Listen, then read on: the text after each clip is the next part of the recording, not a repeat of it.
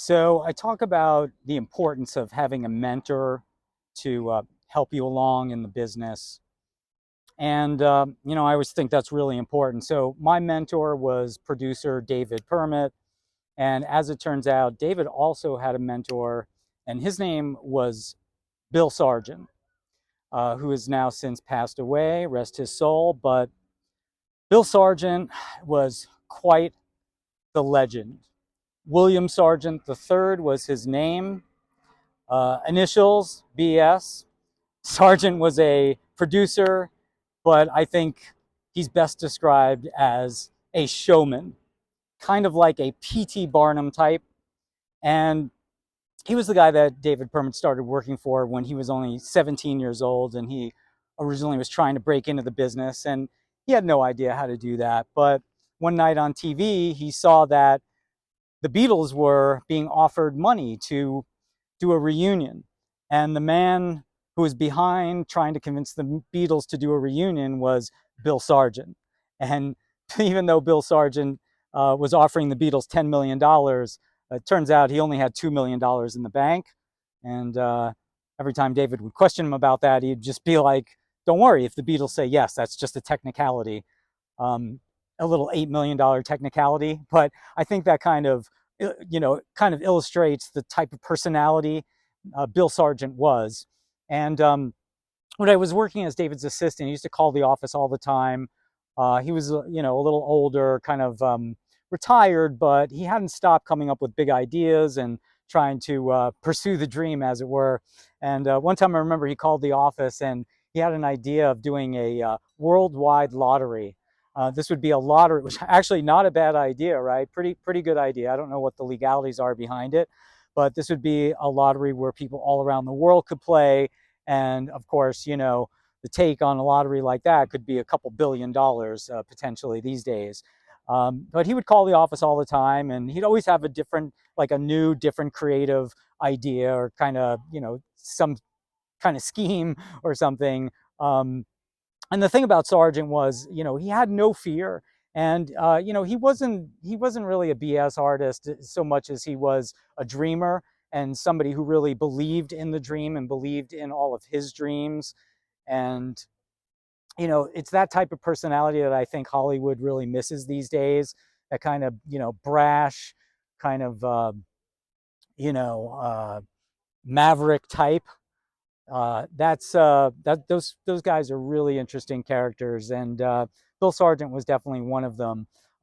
Back in the '70s, he also uh, he also came up with this idea. This was right around the time Jaws was released, and sharks were all the rage. And he came up with this idea to do a live, close-circuited, around the world fight, fight to the death between a man and a great white shark. And this was going to be in a circular tank. They had cameras set up and everything.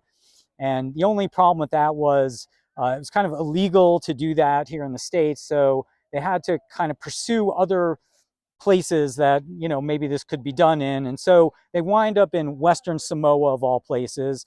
And Western Samoa is going to essentially allow them to film this special, but not knowing, of course, that the shark may die. And if you don't know, in Samoa, sharks are kind of considered sacred animals, as they should be everywhere.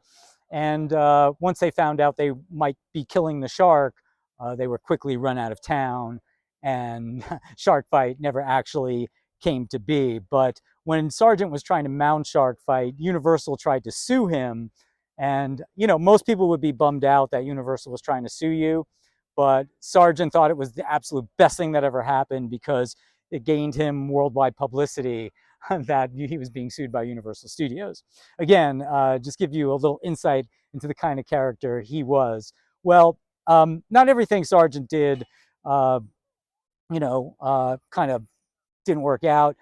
He came up with this idea to film. He was kind of a genius, a video genius, and at the time, video was in its very, very earliest stages. And Bill Sargent came up with this idea to film live on stage Broadway shows.